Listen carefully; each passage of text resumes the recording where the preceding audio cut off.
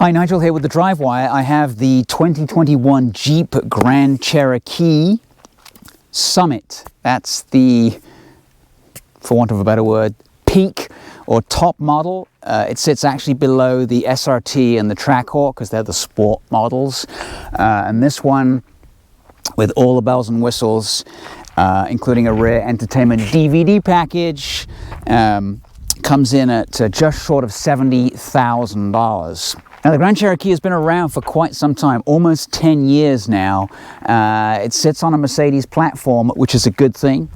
Jeep has made numerous enhancements. It comes with the Quadra-Track 2 suspension, which is an air suspension system, so you can raise and lower the suspension. I believe the clearance on the highest setting is 11.3 inches, which is pretty good if you want to go rock crawling, etc. This one comes standard with these really nice 20-inch aluminum rims with these Pirelli all-season tires to go with it. Four-wheel high, four-wheel low, all included, and the ability to go over snow, gravel, rock, etc., sand, wherever you want to go.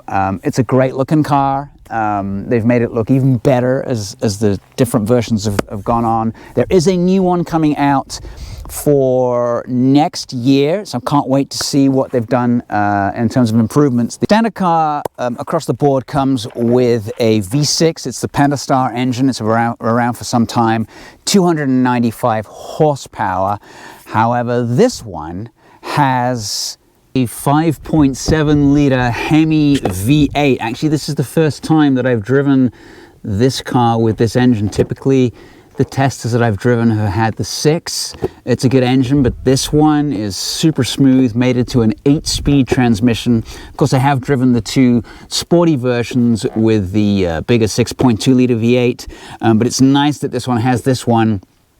It does weigh a little bit more, but it definitely has ample power. This one puts out 360 horsepower and 390 foot-pounds, and it gets you along quite nicely, whether it's rock crawling, off-road, or just getting onto a freeway on-ramp. As expected, the Summit comes with a powered liftgate and pretty decent amount of room in the back. With the seats where they are right now, you get around 33 cubic feet of space, and then a couple of little hooks. You could put a little cargo net on there, and then also some power right here.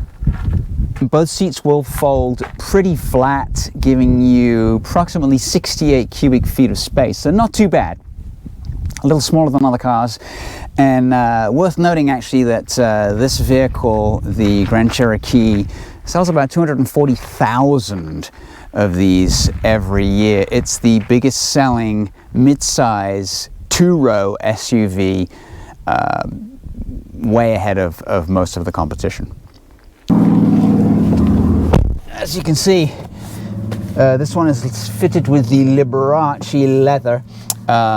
Not my choice. I would go for black just because of stains. I'm not adult enough to have white seats. But anyway, these seats are pretty comfortable. There is plenty of room in the back. There's a decent amount of headroom. You can recline the seat, back actually quite decently. Like that. Just relax a little. You got heated seats in the back, as well as power right here, vents, and there's your heated seat controls and 2 USB ports as well. This one comes also with a DVD infotainment system, which is hidden in the front armrest, and here's your headset. Pretty expensive option. I think it's $1,900 for the DVD system. It's probably better to let your kids have an iPad and let them get on with it. So the front follows on a tradition of luxury. It's leather everywhere, leather seats, leather in the center console, leather dash, sort of leather-ish all over here, leather, ruched leather here. They've gone to town on the leather, and then you've got some wood trim on the wheel and more leather, and leather on the gear knob. This is plastic. All right, if you are familiar with Jeeps, you will know that the infotainment system Uconnect is phenomenal. Super easy to connect your phone. You've got a bunch of really nice little buttons here. You can go for media, you can set your climate controls here, front and rear defoggers. You've got seat controls here, so it's got heated seats, it's got a heated steering wheel, set the backup track camera, and then alter some settings in there. And then you've got some Uconnect apps, you've got the navigation, pair your phone, and then numerous settings that you can go into. Swiping is super easy, it's fast, it's intuitive. I really do like this system. It's probably one of the best on the market. And then of course you get the physical volume control.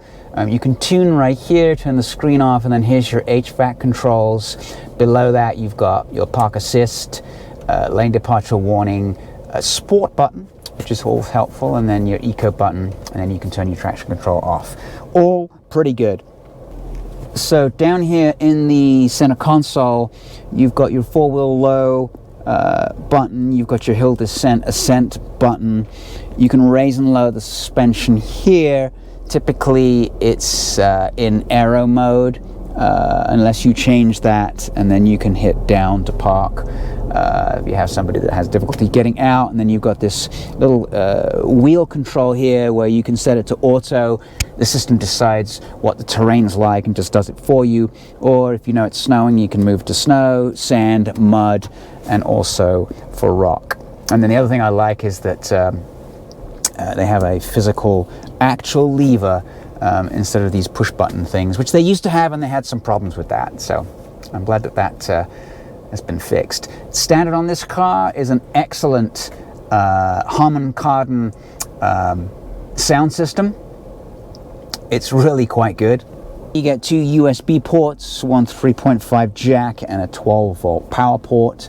And then in the center console, you get this DVD system, which takes up almost all the room and has enough room for a remote and a half. Not super helpful, but there is a 12-volt here if you need it. But yeah, I don't think I'd order that because I really like space in the armrest, and there is almost none in there because of that DVD player. What we need to do now is take it for a drive. I'm going to go on some paved roads, and then we'll turn off. Because it has all-season tires and these 20-inch rims, we are not going to do anything crazy, at least not today. And we will pull up on a truck trail, and we'll take it off-road and give it a little bit of a test, but nothing crazy. It should be fairly straightforward. Let me hit the sport button. Take off the foot-operated brake, and let's go. First thing you notice about this car is the steering's quite light, so you can't really feel a whole lot of what's going on with the tires and the wheels, but it's pretty good. It's pretty accurate. The suspension is beautifully soft, so I have it in aero mode right now, so that's the lowest setting that the car will sit in. And it's beautifully quiet inside, and it just sort of wafts along in a kind of serene way, and it doesn't take long actually to get up to some pretty decent speeds. It takes the corners fairly flat. The air suspension sort of takes that into consideration, keeps the body fairly flat. There's not a lot of body roll. There is a little bit of pitch and waviness, but it's all like super comfortable, and I kind of like it. So based on this engine in this car, and it weighs quite a lot, 0 to 60 takes about 6.5 seconds. It's about a half second quicker than the 6-cylinder model. The additional cost of the V8 is about $3,900. I think I'd go for it. I think I'd lose this sunroof and ditch this DVD Blu-ray system, because let's be honest, that's a waste of space. And for $1,900, I could probably throw a couple of cheap iPads at the kids and say, get on with it. Yeah, these seats are really good. These are the add-on seats, so extra plush with the extra ruched leather. So the engine does make itself known in the upper reaches, but it does a really good job of keeping the noise out of the cabin. And then when we test it on off-road, we'll see how much noise it makes. I'll raise the suspension up a little bit, and we'll take it onto some dirt, see how comfortable it is once we get it off-road. Yeah, it tracks fairly straight. It's got pretty decent tires on it too. These Pirellis aren't bad. They're certainly quiet. Not much road noise coming from them. I mean, you can hustle this thing along quite nicely. Obviously, you know, when I drove the SRT, those things are ridiculously fast, and a whole different suspension setup. But this is a standard Grand Cherokee, and I think it does a really good job. Almost every time I've driven the Grand Cherokee, I've liked it. Even with the V6 engine, it's definitely nice to drive. Yeah, it's got plenty of torque. Torque kicks in around 4,000 RPM. It's got plenty of it. It feels like you can keep going. I'm sure if you wanted to tow something, this would be the car to have. I believe up to 7,200 pounds. It's a lot more than the 6, which I think will tow 5,500. So we're going to pull off here and allow for the dust to settle. So let's put this into a slightly higher suspension mode, so you can feel the car lifting. You wait for this little button to set itself, and it's getting there.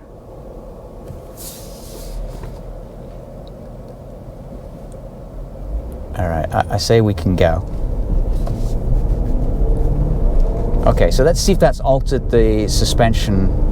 Okay, so now the dash tells me that I'm in off-road 1.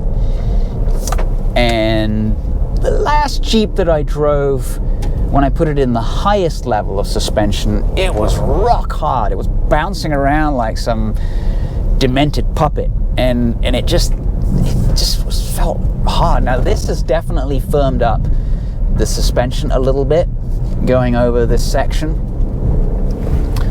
I feel a little higher too, which is nice. This is sort of not a difficult road to go on. There's definitely tougher roads that this car could take, but I'm not going to go crazy for this particular drive. So the road becomes a little more crap, I think is the word that I'd describe it as, and it's a little bumpier, but yeah, this thing is ironing out a lot of these bumps with ease.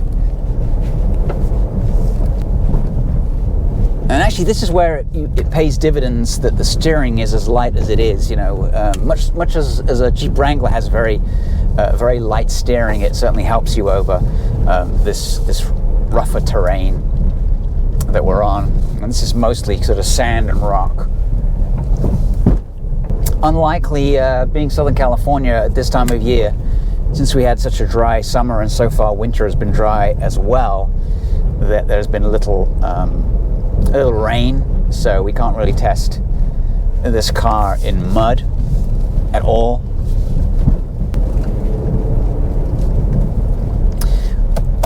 Well done, FCA. You've done a really good job on this car, and I really am excited to see what you come up with the all-new version. So yeah, quick test. 2 thumbs up for this car. I give it quite high marks. With the V8, the fuel economy isn't quite